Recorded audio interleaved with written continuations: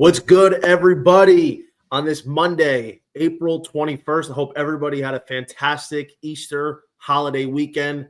I know JohnnyVTV ate like an absolute gavone yesterday, as I like to do on holidays and Sundays.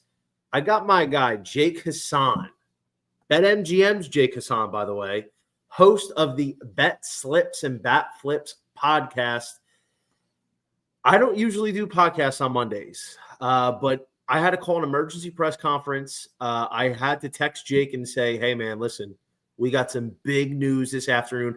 Actually, matter of fact, I was in the gym mid-pump when I got a call and said, yo, Nick Kurtz, he got the call. I stopped everything I'm doing. It distracted me for the rest of my workout. I'm checking all the odds and seeing how they're moving and, how big the news is circulated throughout the Twitter sphere and the sports markets. But I'm glad I got my guy, Jake Hasan, here to help me break this all down. Thanks for coming on, brother. Dude, anytime. Obviously, you have come on my various shows at various different points. So happy to reciprocate the favor for once. Dude, this is a historic moment. I don't get super giddy when prospects get called up often. But when it comes to my incubator guys that I've watched 2-3 years at college, listen, I feel like a proud papa. Dolly gets called up. That's how I felt, man. Wyatt Langford got called up. That's how I felt. Cam Smith got called up. That's how I felt. And now with Nick Kurtz here, this is fantastic. In honor, I'm wearing the Wake Forest shirt that I bought when I was down in Wake 2 summers ago when they couldn't finish the job in the College World Series, and it was very, very disappointing for me. But I imagine I'll feel the same way when Jack Caglione and Chase Burns get called up. Andrew Angelo. That these incubator guys, man, they're very near and dear to my heart. So I'm glad we're able to do this. So let's dive right in. Before we get to the actual breakdown, let's talk about the preview here. What are you seeing in the Rookie of the Year races, both in the AL and the NL through 2.5-3 weeks through the season? I mean, I'll start in the NL because that's a shorter conversation. You have two guys at the top who are your favorites, Roki Sasaki and Dylan Cruz, and both of them are very beatable, in my opinion. Johnny, I don't like betting pitchers in these markets. That burned me last year, but generally pitchers don't win this award. Yeah, every now and then you get a Paul Skeens who's a unicorn and you just lose. That's fine. Roki Sasaki ain't that guy. He's the first 3 starts of his career, he couldn't get through the 5th inning.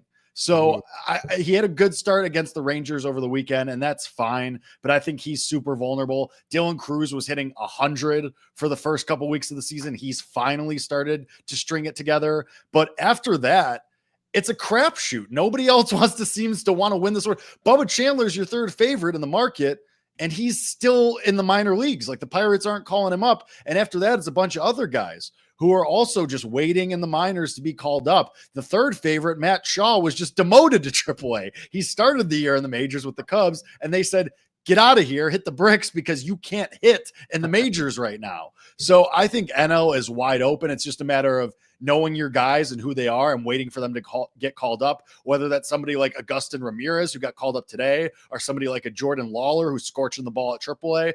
It just depends. It's a waiting game for me in the NL. As far as the AL goes, you have 2 very big lead candidates in Christian Campbell and Jacob Wilson, who've gotten off to insane starts, and rightfully so. They're your rightful favorites. They've both been awesome. But Jacob Wilson can't hit for any power. He's got 2 home runs, but other than that, he doesn't have any doubles. He's got 0 walks too, which is a huge red flag. He's got a 0.0 walk rate. And Christian Campbell's cooled off over the last couple of weeks. And Jason Dominguez hit a home run tonight, but he's a 0 to me, especially if he's not going to play every day. And that brings us to our guy. And your guy, Cam Smith, is right there too. So I think AL is about to get real interesting here because some of these guys are getting called up real early. You know what's interesting? I took some time out in, I want to say, December. It might have been November, but it might have been sometime during December. And I made a note, and this is way before markets came out. I ran through in my head the guys, at least that I watched in college, that I knew were going to be very good candidates this year. And I was just fabricating potential lines and what it might look like before it hit the books. And when I sent out the tweet, I was like, okay, well, the American League, Jacob Wilson's going to be on that list. He's obviously going to be called up. Watched a ton of him at Grand Canyon. Know what kind of player he is. He's a super high floor, mid ceiling, but there's something to be said for a guy that just has the ability to get on base like he can. He doesn't swing and miss. He's going to hit for average. He's going to win a Gold Glove. The defensive boost is going to provide him a lot of value in this market. But, to my, I guess, surprise, but in a good way, there were 16-1s on him right before the season hit.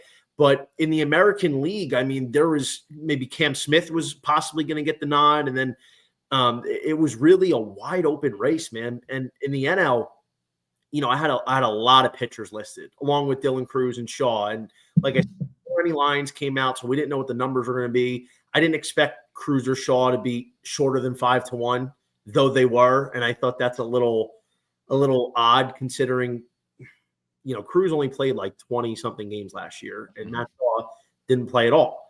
So when I was looking at that, I realized it didn't make any sense because one thing that I said was this is probably the deepest rookie classes across both leagues that we've had in maybe a decade.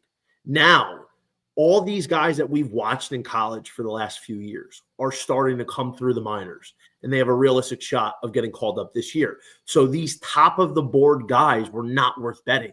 You're better off taking that at 50-1 right now. That's not up because when we're talking about certain players, we know they're going to get called up soon, A, and B, they're more than likely to do really well and draw enough of a, I guess, view and narrative from the voters to be in consideration by the season's end. So that's where I saw this market preseason, that once it opened, I noticed, there's still a lot of discrepancies. And the thing is, because we're big college guys, what we realize is these markets are off because I don't care how smart a sports book is. They don't put in the time to watch college baseball. You can tell every week by where the futures odds stand and where the game lines stand that they do not pay attention like we do to these markets. And granted, like high school guys and international guys are a little bit different story because I don't really follow that as much as some of other people do.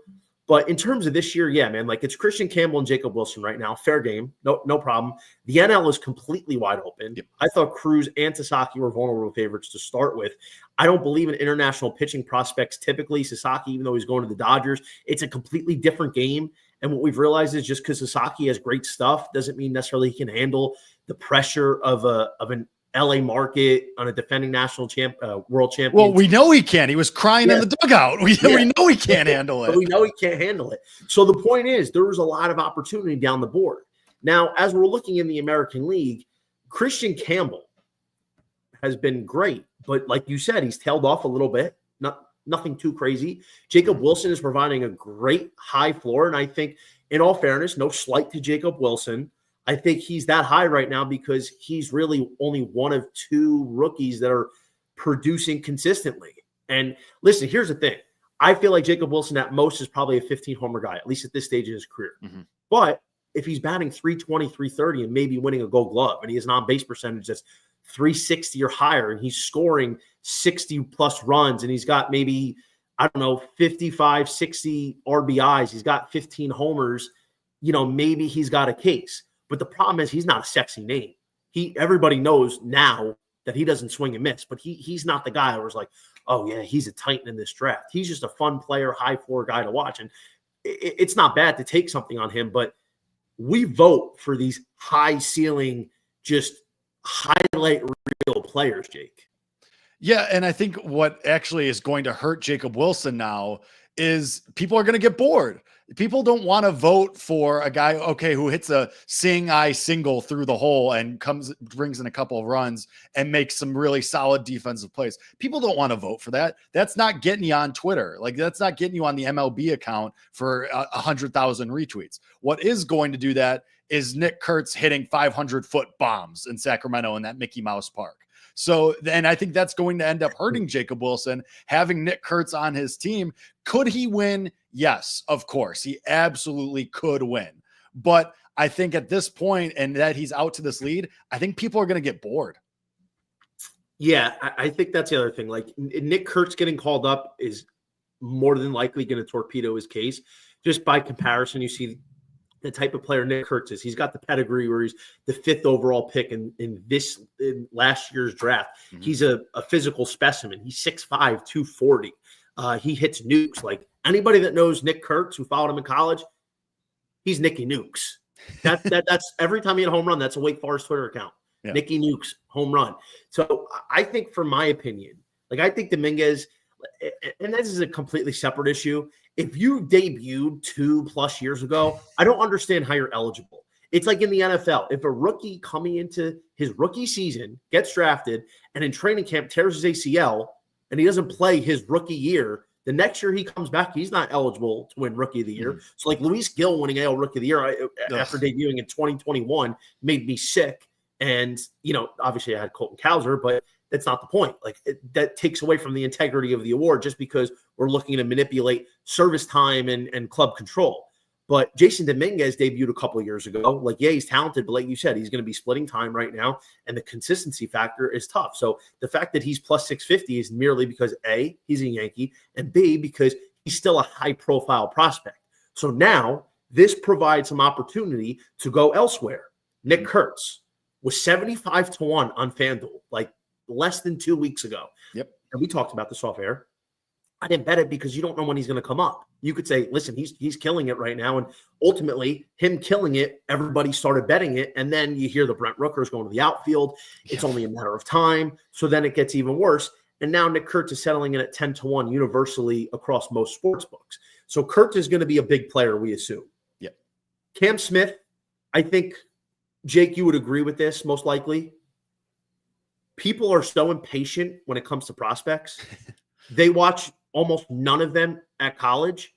And then like towards the draft, they start hearing about him. Then they see about him in the minors and then spring training. It's like, oh my God, this guy's unbelievable. Same thing. The same kind of hype Cam Smith has coming into this year is the same thing Wyatt Langford got. And then if they struggle first year out of college, people lose their minds. Oh, well, what's everybody so hyped about? This kid sucks. He's like, no, you have to have patience. You have to take the good with the bad. Like these guys were playing college baseball this time last year. So I think Cam Smith, even at 16-1, is a good buy. He was 31-1 before he hit 2 home runs the other night. I think Cam Smith's going to be there at the end. This kid is too talented. He's got too good of a hit tool, and he's still figuring out the kinks like any young hitter would. So I think Kurtz and Cam right now are probably the best in the market. You have Jackson Jobe at 17. And by the way, we're using FanDuel's book for simplicity. So I would obviously advise shopping around. But Jobe, I'm not sold on Jobe, at least this year, being somebody that I would count on. Roman Anthony's not even up yet. Plus you have Campbell that's going to be taking away votes from him. Kumar Rocker is sort of interesting if he got it together. But, I mean, same kind of deal. This kid's been around for a while. And then you just kind of go down the list, man. The only other guy that I think is worth a stab in this clutter of an American league is our boy Jack Caglione. Yeah. 50-1 right now on Cags.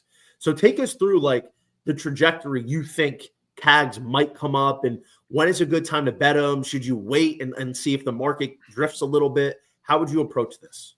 Yeah, I think the 50s right now are bettable. It just seems like the Royals are so committed to slow playing this, even though he could come into that lineup right now and help immediately because their lineup has been pitiful for the first couple. Like they can't score. Bobby Wood Jr. is doing all of the heavy lifting in that lineup.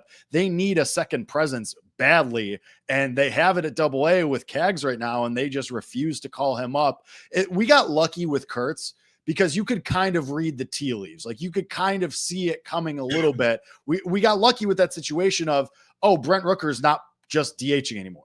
They're playing him in the outfield. Gee, wonder what that could mean as this kid in AAA hits nuke after nuke after nuke, night after night after night. You could see the trajectory there. Like you could kind of see the writing on the wall. And I said this on my show on Bet Slips and Bat Flips.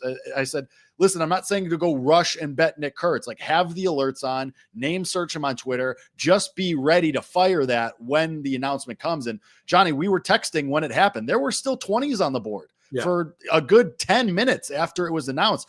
Passon's retweeting it. Underdog MLB is tweeting it. Hey, Nick Kurtz is getting called up. And there were 20s on the board for a good 10 minutes after that was official. So, and I said that on my show, be ready. Like if you don't want to try and bet these 30s and 40s and 50s now before it's official, that's fine. I get it. I'm going to do a little bit of palm reading here, and it worked out, thankfully. But as far as Jack Caglione goes, there's not that same situation in Kansas City where, I mean, there is. They should just get Hunter Renfroe out of right field already, because good Lord, what are we doing with that? But they're not going to do that. They're not as progressive as the A's. The A's have a history of doing this too, where they expedite their prospects to the majors. And I think the Royals, historically at least, are a lot more cautious. So I think with him, and I think Roman Anthony's the other one, because there's a 30-1 out there on Roman Anthony, the number one prospect in baseball, where you just have to be ready. Why are we still playing Ceddanne Raphael out there in center field every single day? Great, sick glove, cool 4-star catch, doesn't help you. You're a mid-team at 500. There's a kid at AAA who's ready to play now. So my advice to your viewers, Johnny, is just those are two guys for me at least. And I bet Cags in December at 70-1, and I'm sitting on those. And Roman Anthony, I haven't bet yet. But when those notifications hit the inbox, when once those tweets start firing off, we're going and we're running to the book, because those are two guys that I think can win if and when they get called up. You make excellent points, and I want to piggyback on that. I don't think there's a harder market in professional sports than betting the MLB Rookie of the Years. Because it's impossible. Baseball's unlike any other sport. You got football. You draft a guy, he's almost definitely in the NFL playing professional games that year. NBA, typically you're going to draft a guy, he's going to go right there. Anybody that's got any chance is going to be going into the NBA and getting some minutes. But MLB, aside from the fact that there's a million players, you have to decipher who can actually win, and then you have to decipher when are they going to get called up. So a lot of it is skill and research and knowledge, but a lot of it's luck, because we can sit here and say, dude, Cags, if he got called up today, is going to have a legitimate chance to win. But we don't know when that's going to be. And we've seen Cags drift the last week. I mean, I saw Cags 25-1 maybe a few days ago, and he's already 50-1. And here's the problem I have with Cags right now. Aside from the fact that Kansas City won't get their head out of their ass, Cags isn't doing enough in AA statistically to warrant the consideration and the helium Nick Kurtz was getting. Nick Kurtz, like you said, I mean, night after night, he was hitting a home run every single night. But Cags is only batting 260. He's only got a few home runs. He's striking out kind of the similar trajectory he did in college in 2023. For anybody that remembers, he struck out a lot in 23, and he cut those strikeouts in half by 24, raising his average by about 100 points. So it looked like he had a much better understanding of the strike zone and plate and pitch recognition. But the fact is, I think right now, Cags, if he kind of is lulling like this, you're better off waiting to see if that drifts. And the thing is, the timeline becomes a factor now. Yep. So, yes, it's only April 21st, but to have a realistic chance for a guy like Cags, super high helium, super high production potential, you think he's got to get called up somewhere between May 10th and May 21st to have a legitimate shot, because this kid could come in, play 120 games, still hit 20 home runs with 60 RBIs, and that might be enough for the type of pedigree he had as a college player and as a top pick. But once you start getting out of that window, then it becomes very difficult, because voters might not respect it, as opposed to a guy who's played 150 games, who's been there longer, doing it longer. So now I think Caglione, the smart play is to probably wait and take it week by week and see what he's doing in the minors, because if he continues in this lull, then it's unlikely he's going to get a timely call-up. But if he starts ripping in the next 2 weeks and, you see that average spiking and you see the home runs are going up, then maybe it's an advantageous spot to buy. Yeah, and that's what I mean. I don't think you have to go bet it right now. I think you don't have to rush and say, 50-1 for a guy that raked in spring training or whenever, the next video that gets tweeted from the MLB account that, Jack Caglione hit another home run, because we're getting those every other night. We just got the grand slam the other night. And you don't have to go rush and bet those right now. Like, wait and see if it drifts a little bit more. Be on your toes, be ready to bet, and be ready when the notification comes to your phone that, hey, Jack Caglianone's getting the call. You're going to have 5-10 minutes tops to bet something then before it gets, like exactly what we saw with Nick Kurtz today, before it gets cut in half. Kurtz is down to as low as 8-1, and it was 20-1. Like I said, there were 20-1s floating out there. He's as low as 8 now. So you just have to be ready. And like you said, Johnny, like, it's hard to predict this. It's hard to get, we're not in these front offices.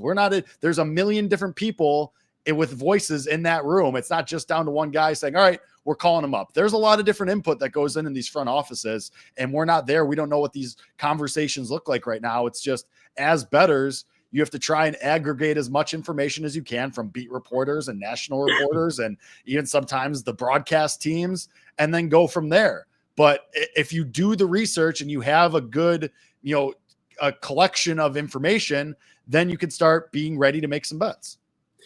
Yeah, 100%. And I think the timeline thing is very important here, because if you're going to bet a guy who might not be up till June, you're most likely in 99% not going to win. Right.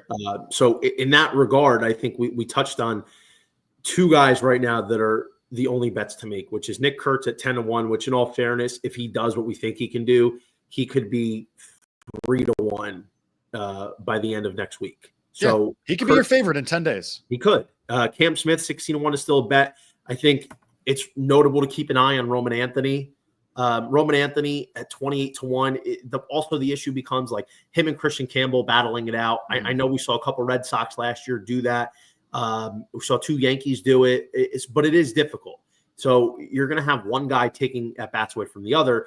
And the issue is now Campbell has the advantage because you're already up in the majors and he's doing well. So Roman Anthony would have to get called up in a timely fashion, and he would have to rip right away and have a really good start to start gaining that helium. So really right now, I would say Kurtz and Cam are the only 2 guys that are bettable right now in the American League.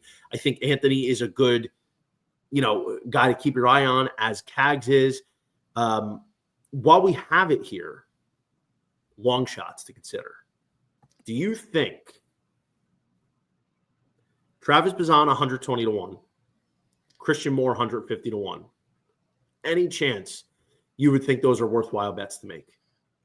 If I had to pick one, it would be Bazana, because I think Cleveland would be more likely to call him up and give him the long leash because you also have to consider that Cleveland's in a winnable division.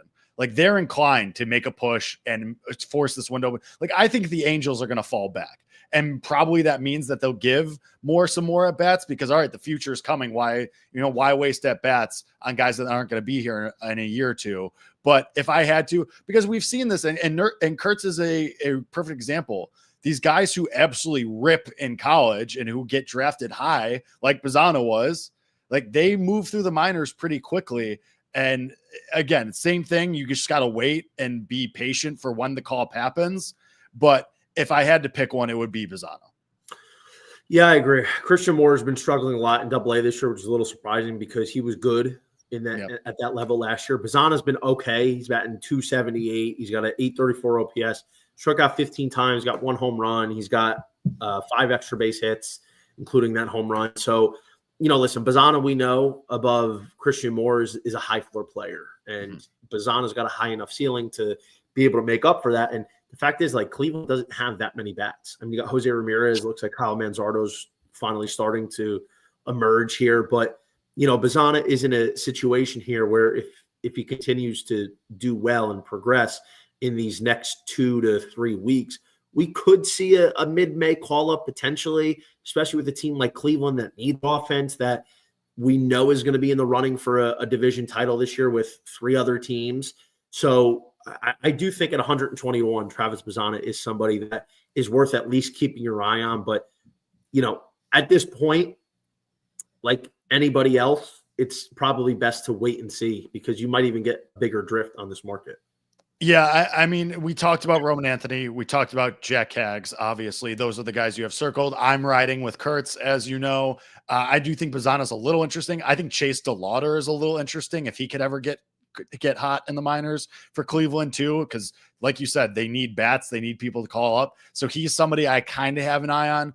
But I think there's a good chance Kurtz just hits the ground running tomorrow night and kind of just runs away with this thing. I really think that that's a possibility, and I am perfectly fine with my positions on him and rolling with that. But obviously it's rookie of the year. It's weird. Things happen. Injuries happen. So you just, like anything with any futures market, you just have to be ready to react to something. If somebody tweaks an ankle or somebody gets sent down or somebody gets called up, you just have to be aware of what's going on.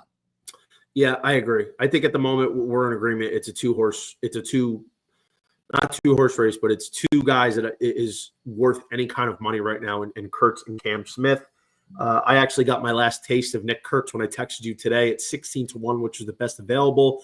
I took him at 22-1 more recently, I would say like 2 weeks ago. So I have a little bit on him. I have a bundle on Cam Smith because I grabbed Cam Smith at 150-1 on like March 4th on Caesars, which I looked at and was like, I don't understand this at all. So those are my two big players right now in the American League Rookie of the Year. Moving over here, we got the National League Rookie of the Year. So it's a little bit different in the NL than the AL. Whereas the AL, we have two clear front runners who are well-deserving. But we touched on it early. The NL, with Sasaki and Dylan Cruz leading the way by pretty clear margins, are not truly leading the race. And there's a lot of clutter. There's a lot of guys that haven't been called up or just called up. Nobody has really stood out to me in the NL. The fact is you don't have a clear front runner right now. So how do you look at this NL Rookie of the Year race? Yeah, I would never bet Sasaki, not even with your grandmother's money. I'm way good on that. I think Cruz is vulnerable too. Maybe he turns it around. Maybe this is real. Maybe he goes ahead and wins. And I do usually like guys who have a taste of major league experience like he did last year. But after that, like I said off the top, Johnny, I think it's a crapshoot. I think it's a lot of waiting. I think we're waiting for a lot of guys to get called up. And actually, somebody who got called up today, Agustin Ramirez for the Marlins, I think he's super interesting. I just looked. He went 2 for 3 tonight. He had a double and a single. And the Marlins are going to keep him up. What are they going to do? Have Nick Fortes play the last 130 games for no reason? Ramirez is the future behind the dish and at DH. So they have a reason to let him continue to hit. 30-1 is the best number on him. I think he's very interesting just because he's a guy who in the minors was stealing 25 bases, was hitting 20 home runs. And if he's going to play catcher at a premium position where you can rack up wins above replacement, that's going to be super helpful as well. So he's interesting to me. He's the only guy that I would bet right now. I think Jordan Lawler is very interesting. He's tearing it up at AAA right now for Arizona, and they could fit him in. I'd like Eugenio Suarez is a nothing. So like he's best as a bench bat at this part of his career, coming off the bench and providing some pop.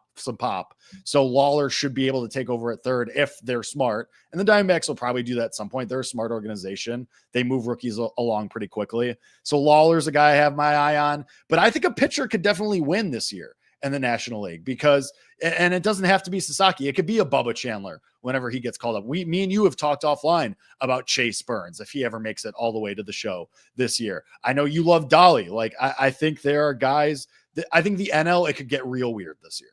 Yeah. I agree as well. I think, listen, Dolly was another guy I took 150-1 the same time I took Cam Smith. I'm like, it doesn't make sense. He's going to be up. Like I know it in my bones. I had all these write-ups preseason on RotoWire.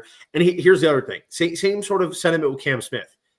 People don't really understand Chase Dollander because it's just he's a college baseball guy, and it's just not very viewed among the general public, even with sports bettors.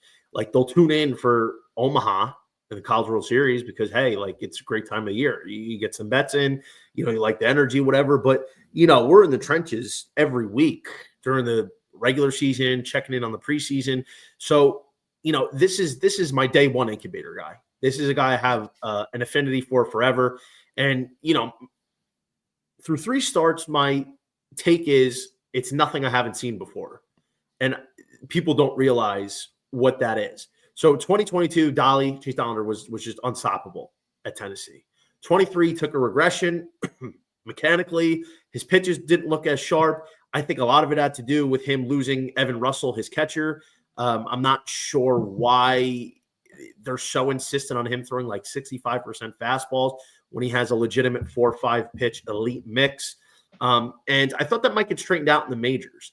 And I don't know if it's him or it's his pitching coach or it's his catcher, but that's kind of been the bugaboo. It's the same thing. He has elite strikeout stuff. If he pitches 150 innings this year, we're realistically going to see this guy flirt with like 180 plus strikeouts. The problem is, like, I've seen him this year even have so many guys 0-2, 1-2, and he throws them 98 right down the middle, center cut, or he throws it middle up, middle in, and it doesn't make sense to me. So you have a guy who has a slider, a curveball, a changeup, and now a cutter, which is a new pitch that he can throw for strikes, but he's keen on throwing the fastball 0-2 when he's got a guy behind. So, like, I think that's small stuff, and he's given up home runs on that. So I think that's small stuff that if he improves on it over the year and is a little bit smarter with his pitch selection, we're going to see massive changes and massive turnarounds from him. And people don't realize, like, the Coors Field thing's not going to matter as much for him as it will other pitchers. Like, he'll probably give up a lot of home runs. It's unfortunate, but that's what it is. And we're in an age now where if he does well enough on the road and he has good enough advanced metrics, that voters may overlook some of the Coors Field woes. And the fact that he even does relatively decent is going to tell on that. But, listen, 17-1 is still fair. I wouldn't panic on him. I mean, this kid is a stud, man. I personally felt like this is not only the best pitching prospect in the minors, but this is a guy who's going to be on par with Paul Skeens. And for anybody that was watched, Jake, you know this. Coming into 2023, before Paul Skeens was Paul Skeens, this was the number one pitching prospect in the college class, in the whole class. This is the guy who had a legitimate chance to go 1-1. And, everything Paul Skeens was what Dolly is supposed to be. So I'm not panicking on him yet. There's just a lot of these struggles are minor tweaks. It's so minor, and a lot of people don't realize that. But I'm telling everybody, do not panic on him. This is a guy who's going to be there at the end. Other than that, I mean, I don't really see anything. You have Thomas Sajazi from the Cardinals, who's 10-1. Like, yeah, he's done well these past couple weeks, but Mason Wynn's coming back. You don't even know if he's going to stay up. Caleb Durbin, I mean, maybe he's a call up for a few days ago. Bubba Chandler's not even up on the roster. Zach Veen, probably not. Matt Shaw, we don't even know when he's going to come back. Terso Ornelas from San Diego. You mentioned Ramirez. That's interesting. Luis Angel Acuna. Andrew Painter. I mean, he's a stud, but this is a guy who's been dealing with a lot of injuries, and we don't even know when he's going to get the nod. And then, honestly, it's just a bunch of, like, randoms. I mean, it's a bunch of names. Jordan Lawler, I'm not as high on him as, like, a lot of other people are. I didn't really love what I saw from him when he got his taste in the majors last year. That's not to say he won't turn it around, but I'm not as sold on Lawler. Quinn Matthews was a guy I really liked coming to the year, but he got hurt, unfortunately. Yeah. We have no idea when he's going to come back. Brandon Sproat, we don't know if he's ever going to get called up. So really the NL is in a similar fashion here. It's really handcuffed because nobody's taking charge.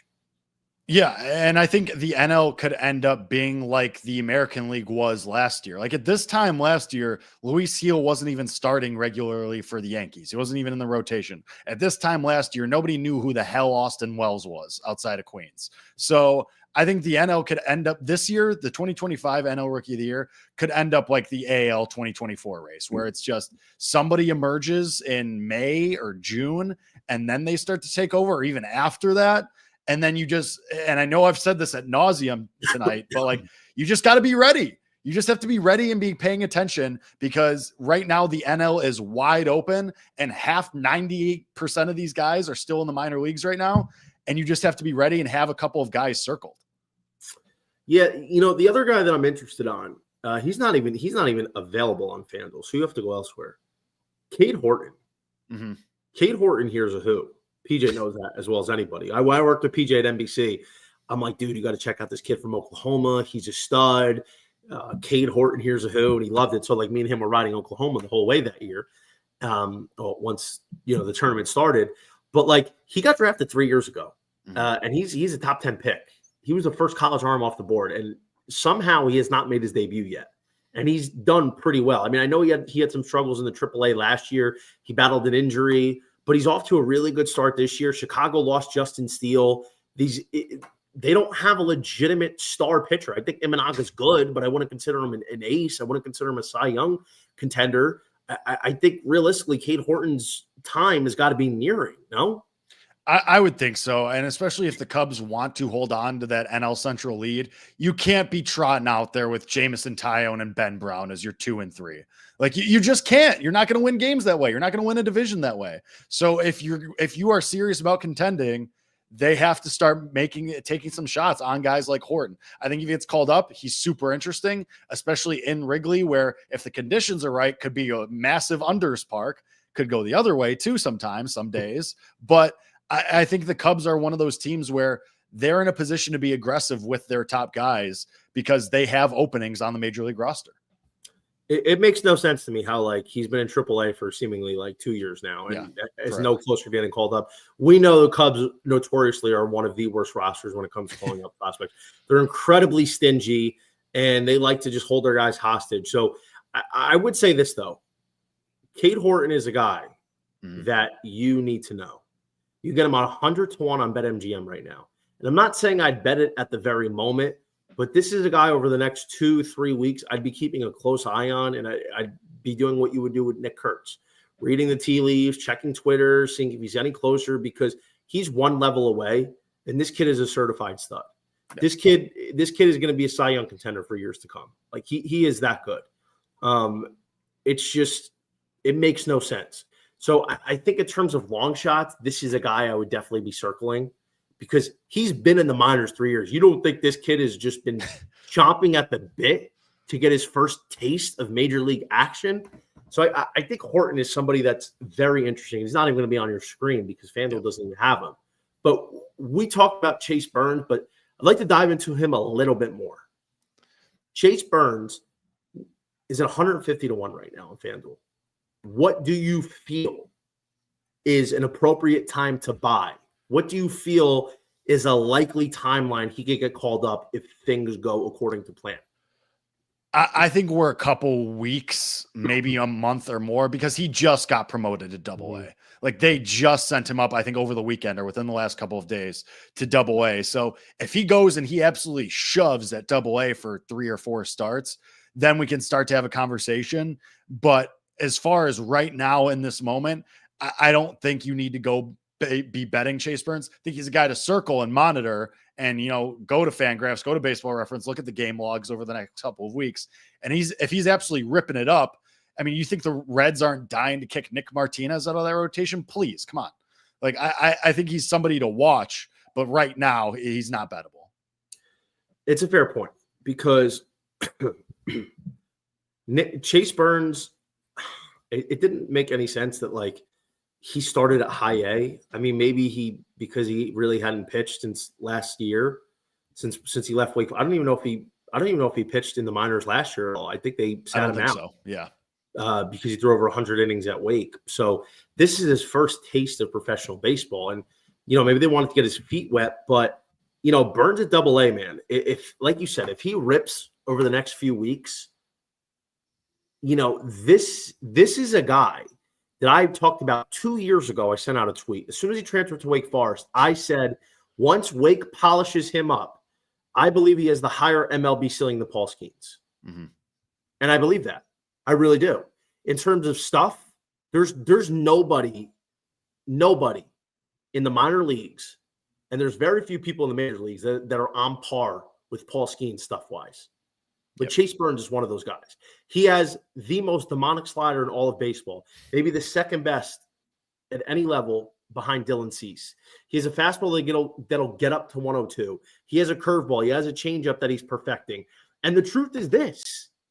People don't realize Paul Skeens in his breakout year at LSU, which, by the way, he was a good pitcher at Air Force. Then all of a sudden, in one offseason, he goes from topping out at like 96 to topping out at 103, which is like unheard of, which almost begs the question, like, what was he taking to be able to do that? He's 6'6", 260. Chase Burns is 6'3", 210. And he's not even filled out his frame yet. Once this kid fills out his frame and realizes he doesn't have to be max effort every pitch, it's going to be effortless. So I don't think people really understand what they have with Chase Burns. He is a generational type of talent. Generational. Yeah. And I think in the mere fact, if he dominates in Double-A these next few weeks, this is also a guy like Skeens can come up in the middle of May and win.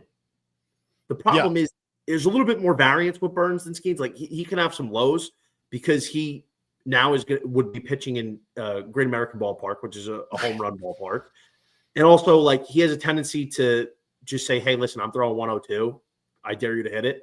And sometimes it gets hit. But definitely be circling Chase Burns, because this is a guy we could be talking about in 3 or 4 months saying we had him at 150 to 1. Yeah, especially with how wide open this market is right now. Like, we both think Sasaki and Cruz are vulnerable, and we think the rest of these guys are kind of nothings. This could get weird. I said this off the top. I think the National League could get real weird. And maybe if you throw a couple of darts, you get lucky. Let me ask you a question, because you said Ramirez is a guy you'd bet at 30 to 1 because he's interesting. Would you bet Dolly at 17 to 1? At 17, I don't think so. This is for me. And I don't like pitchers in general in this market, but I still think the adjustment period is happening for him right now.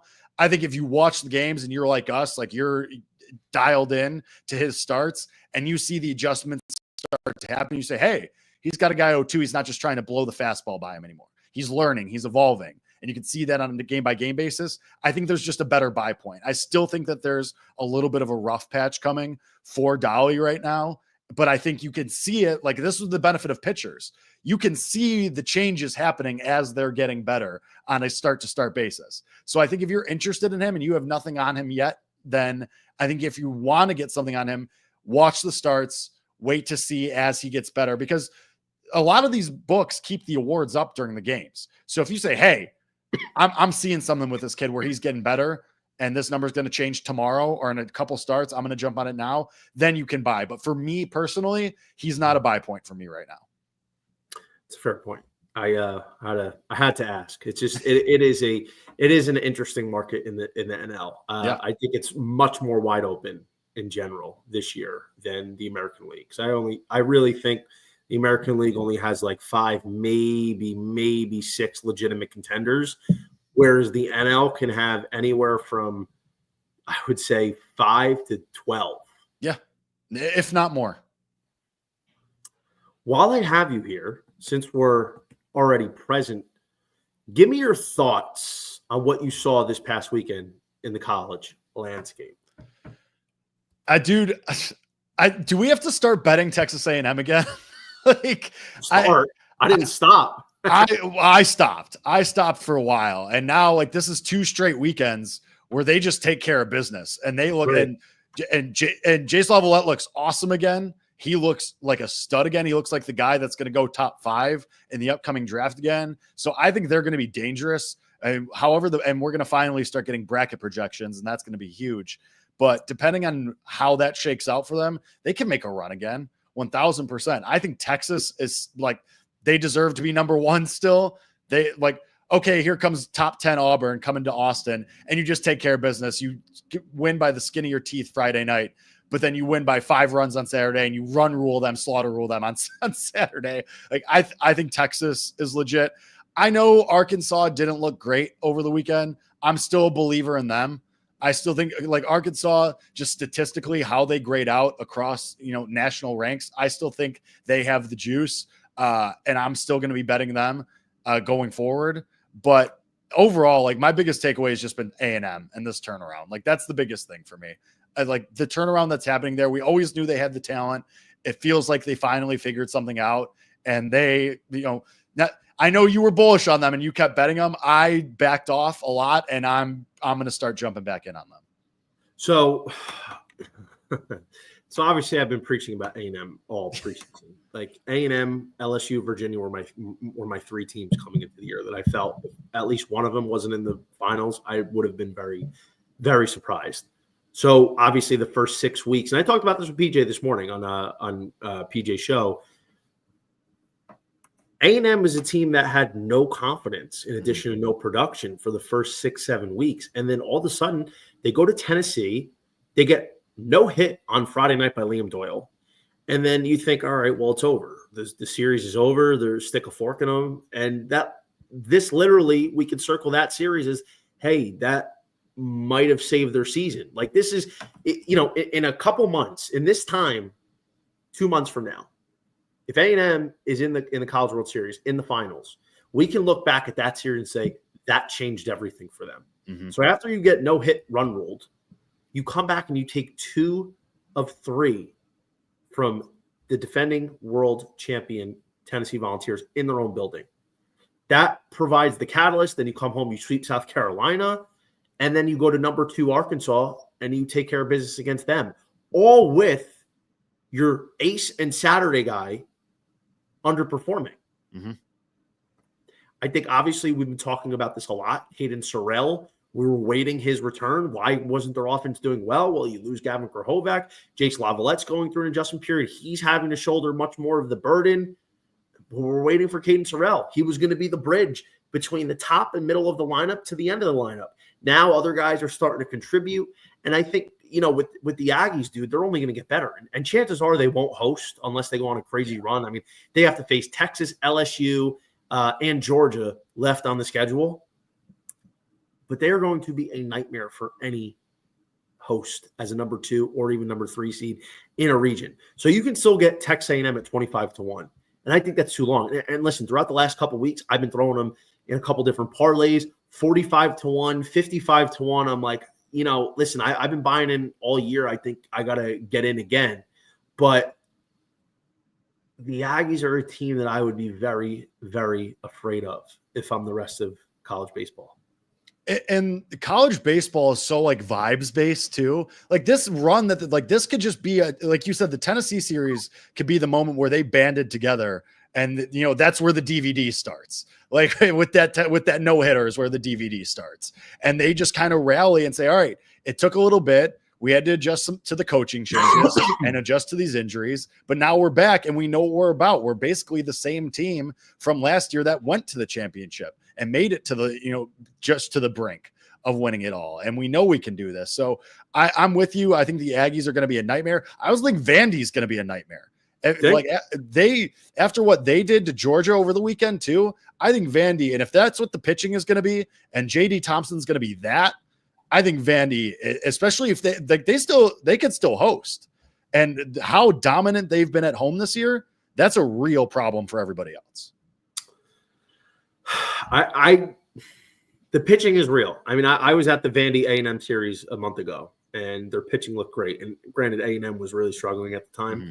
But, listen, they have one of the best closers in college in Miller Green. They have one of the best relievers in general in Sawyer Hawks, which is a big combination that they like to do. They throw J.D. Thompson, Sawyer Hawks, and sometimes Miller Green on Fridays. And now Connor Fennell's emerging, and looks like he might be their Sunday guy. And, it's kind of coming together on the mound. I think the offense needs a little bit more consistency. They have some guys. But one more thing on A&M. Throughout their struggles, I was trying to stay positive. I had my moments where I would just want to rip my hair out, and I voiced my frustrations on Twitter. But the one silver lining I kept pointing out to when A&M was struggling, if they turned it around, there was precedence of teams that were garbage in the first half and had like that aha moment and propelled them in the second half. You saw Ole Miss in 2022 barely made the tournament. They were the number 1 team through the middle of March until Tennessee came down and beat that ass. Yep. Then they had to go through a struggle. They find a way to barely get in. They were one of the final 4 teams in. They go on the run. They win it all. 2023, you had TCU, who was bad in the first half. They find a way. They get in. They're in the College World Series. They're in the Final Four. 2024, you had Florida, who barely made it in, who some people believe that they shouldn't have made it in. You have Florida going in as a Final Four team.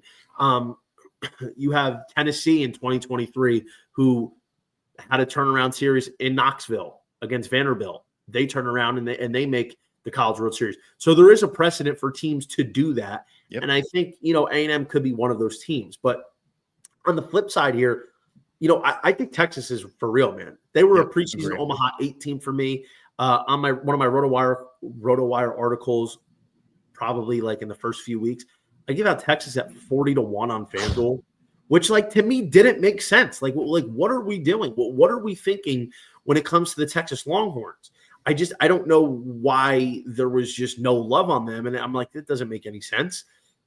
They have maybe the best pitching in the entire country. Yeah. Jared Spencer, we don't know the status on him, but assuming he's good to go at some point in the near future, you have him, you have Luke Harrison, who's a really good salary guy. And now Rudy Riojas, who's supposed to be one of their key relievers out of the pen this year, has emerged as their Sunday guy, and he's been really good. And by the way, they have maybe the next Ryan Prager. They have one of the best bullpen/closers in the country in Dylan Volantis, a freshman who is a 6'7" lefty who comes at you in every different way. He's only allowed 1 run this year.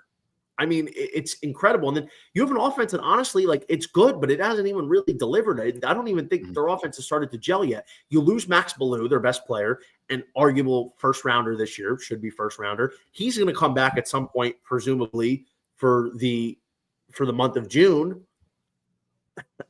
I got to be honest, man. I don't really see a lot of flaws in Texas's game. Their pitching is airtight and their lineup is good, and it's only going to get better when Max Ballou comes back. And you figure they have the manager that was just there and finished runner-up last year too, and the coaching staff that was just there and knows what it takes. I agree with you completely. I think their pitching staff and what Max Wiener has done with that staff has been awesome. And once Boogiew's back, it'll take some adjustment period and some gelling period, I'm sure, for the rest of the lineup to put your star back in the top of the lineup. But once that, maybe game or two adjustment period happens, I think this team could really take off. And at 25-1 still out there for them to win it all, I think there's major value there. Yeah. Is there any other team that we maybe missed that you think somebody further down the board that intrigues you? If X happens, they have a path and they can get there. Yeah, I mean, I think the bottom and that mid tier of the board is so fluid right now. And listen, we're at the halfway point right now. I feel like we're still learning a lot about these teams. I'm holding positions on LSU and on Arkansas, and I'm cool with that right now. I'll add some Texas at some point. I'm waiting for the buy point for that. Maybe it's right before Bellew comes back. But after that, I'm kind of good. I know Florida State's getting some buzz, and I know Clemson's getting buzz. I'm kind of good on them for now. Clemson's interesting to me just because they do have the stud in the lineup and the stud on the mound. So with Cannarella and Kanak, but I think I'm cool on them. I think I'm good with just riding Arkansas and LSU for now. Things can change. Like I said, we're at the halfway point. We're still learning about these teams as it goes on. I have a long shot on Oregon from before the year that's aged well, but I don't know. I still need to see a little bit more from them just overall. But could they do it? Absolutely. But right now, I think you're looking at the top of the board and you're looking at the top of the rankings, and you're likely champions coming from there right now. I agree. But let me ask you a question. If we were playing devil's advocate here and looking at somebody down the board, where do you put my Arizona State Sun Devils? 100-1 right now. So here's the thing. Arizona State has lost me so much money this year, like last leg of a parlay, or I had something really nice on them and they just completely implode as they do. But we've seen cases, especially 2023 LSU. Mm-hmm. I always like to look at the pitching, particularly in the bullpen. And I've circled teams where I'm like, their bullpen's a weakness.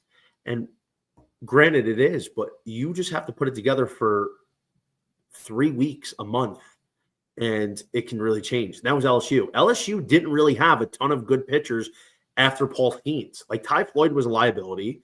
They were throwing Riley Cooper and Nate Ackenhausen, and then their bullpen got really hot. So Arizona State's bullpen is their big issue. They have a good starter in Ben Jacobs, who I thought could have been a first rounder coming into the year. He's got good stuff, and he's a big strikeout lefty, but too inconsistent. Jack Martinez has been solid. They have Jaden Alba as a Sunday guy. They have a couple good relievers. That's been their big bugaboo, but their offense is great when they show up. I mean, Kian Vu is awesome. Is unreal, dude.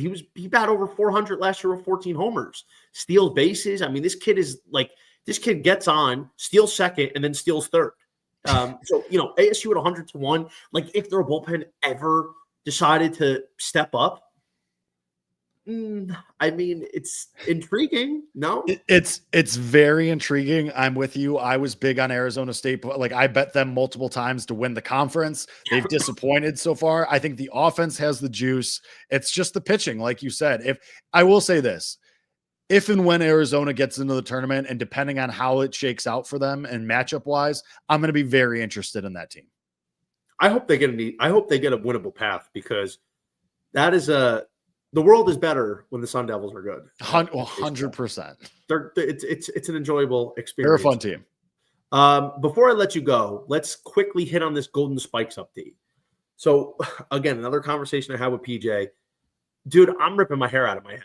I mean, listen, maybe I took it for granted last year in the inaugural Golden Spikes bettable season, where a couple sports books decided to open this brand new market like Ellis Island, letting everybody in. It was a runaway with Charlie Condon. And I hit Condon early and often, and I just rode the ticket. But regardless of the arguably best college baseball season ever that Condon had, there was really only one or two other guys that were even remotely close. Bazana and Cags were the only guys that you could even consider to win over him. And Bazana you weren't picking. So it was really between Cags and Condon. And somehow Cags wasn't even a finalist, which doesn't make any sense to me. So this year we don't have that guy.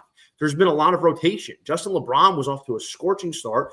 Technically, he's still the favorite, but he is declined aggressively these last 3 weeks. Jared Jones was soaring. Now he's a little bit on the plateau. Gavin Killen, I would say, still up there, batting over 400 with 11 Tates. But where do you see this market going with no clear winner? Yeah, I think it's going to be fluid, and at the halfway point, I think it could be one of these guys that we know, whether it's LeBron or whether it's Jones or whether it's somebody else down the board that appears. I don't know. I have Jared Jones and Drew Burress from before the year at 18-1 for both of them, and Georgia Tech and Jesus Christ. But I don't even want to talk about that. But I think Jared Jones, I'm trying to manifest that he's the guy right now because he has the home run power and he's on that LSU team in the SEC. So he's going to get a lot of credit for going against other SEC competition and being on a team with a lot of high expectations. I think that's going to help him a lot. It's just, I think the way that this is, and it's kind of similar to NL Rookie of the Year, if somebody just gets hot at the right time at this point and just takes it, I think that just might be what it is. Whoever gets hot in the last couple of months here, they might just win. Yeah, it is a difficult market right now because it's so up for grabs. And I think Jace Lavalette has re-entered the conversation potentially. I mean, he's 22-1 right now on Caesars. And, he was almost dead. He was 9 toes in the grave. I mean, all of a sudden he ripped 4 home runs this past week. A&M has got this preseason pedigree. Lavalette's got the 1-1 overall pedigree, which definitely factors in. He's got 15 home runs right now. He's batting a little over 300. But if A&M makes a run and he's able to get about 70 games, he can realistically hit 30 home runs. And if he gets an average 350, 360, we're going to see him probably recirculate as a potential candidate.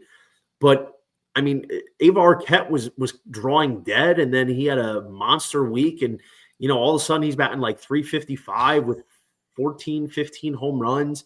Arquette, though, even though he's got a lot of hype right now, and I've seen some mocks where they have him going as the first college hitter, as top 5, which maybe that's a hard thing for me to wrap my head around. But I do think he's top 10, but also playing in a non-conference. How does that impact you? Mm-hmm. The other guy I think is interesting. 45-1 is Mason Neville from Oregon. Yep. He's got 19 home runs and he's batting 330, but nobody knows about him because he plays at Oregon.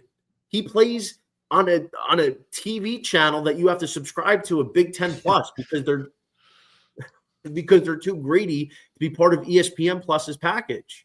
I thought we're done having to pay for Pac-12 and we're going to do Big Ten now, but I mean, Mason Neville 45-1, it's a little ridiculous. I think he should be closer to 20-1. It is a year that I think, and of all the prerequisites I gave out, first round grade, team that makes the College World Series, draft eligible, somebody that has 400 average, about 30 home runs, that neighborhood, no underclassmen. Like, that might get thrown out the window this year. We could see one of those things that hasn't really happened in like 6-7 seasons reemerge. Yeah, and I think Lava's very interesting because if A&M keeps this up, he's going to get all the credit for that. Yeah.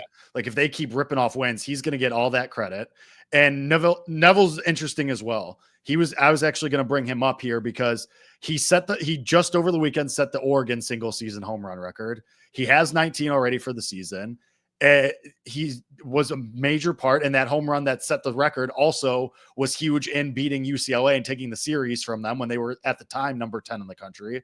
So he is interesting to me too. He's somebody at a long number that I have a lot of interest in, but I think Lava's super interesting too. Is that your best bet right now in terms of player and price? I think Lavalette is probably. Because I think Neville's going to get dinged for being on a team that just nobody knows how to watch or knows what they're doing.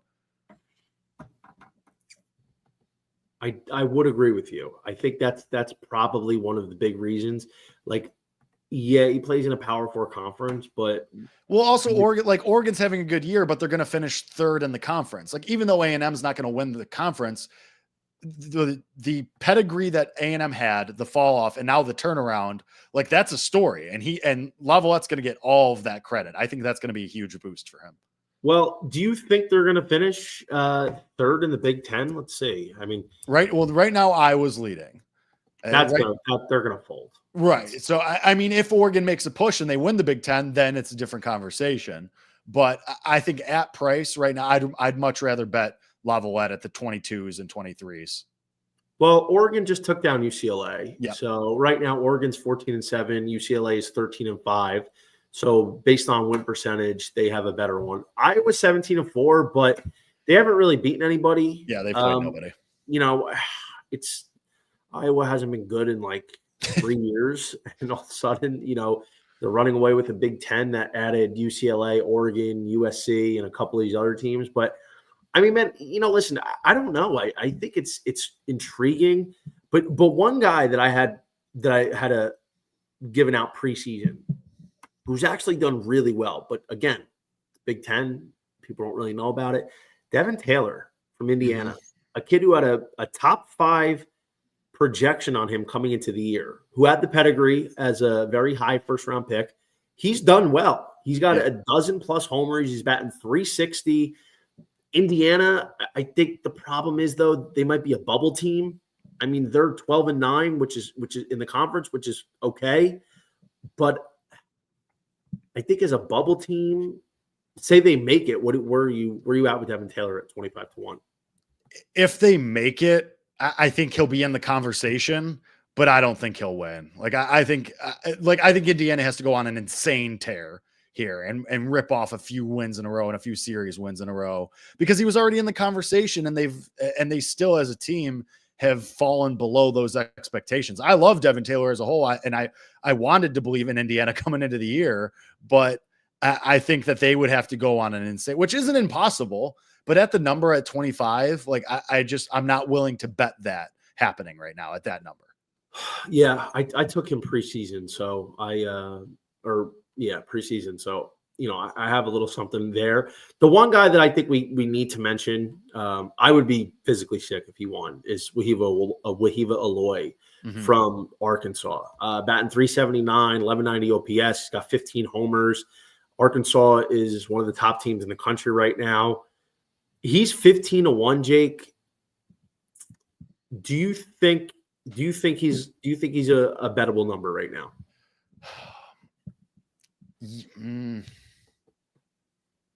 Yes and no. Because let's put it this way. I would rather bet the 9s, and maybe if there's a rogue 10 out there, I'd rather bet those on Arkansas to win than Aloy to win the Golden Spikes, because I feel like he and his brother are kind of cannibalizing each other as far as the credit goes in that lineup. So I don't think he's just getting put on the pedestal of, well, this is what's boosting Arkansas season. And this is what's really driving the season that they're having. I feel like everything that they say about each other and all the attention that they get is more of like a collective credit. It's not like one guy is getting all the credit, if that makes sense. So I feel like that could hurt him in the long run. No, it does. I mean, you also got Charles Davalon, who's having a career year. I mean, he's batting .384. He's got 12 homers. I mean, Kahil is batting .380 with 12 homers. So, you know, it's interesting. I thought it would be something worth bringing up. I mean, it's strange because, you know, Aloy coming into the year, I had no interest on. I mean, yeah. I don't really love his profile as a player.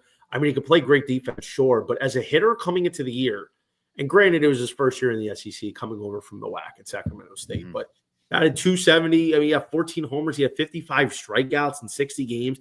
And I didn't love his fundamentals as a hitter. Like, he has a huge uppercut that, like, he's fine-tuned to some degree, but he's got like this big trajectory uppercut as a righty that usually you see on a lefty. And this year it's worked for him. I mean, he's ironed it out. He's cut the strikeouts down a bit, definitely improved the hit tool. But the thing that I made, which is also why I didn't like Jared Jones, is, you know, do you know how hard it is to raise your average 100 points in one offseason? Yeah. Like, yeah, we know Aloy had power coming into the year. Like, he had 14 homers last year. Reasonable improvement is like 22, 23, which is a pretty good season. But, like, batting average is really what's driven this award.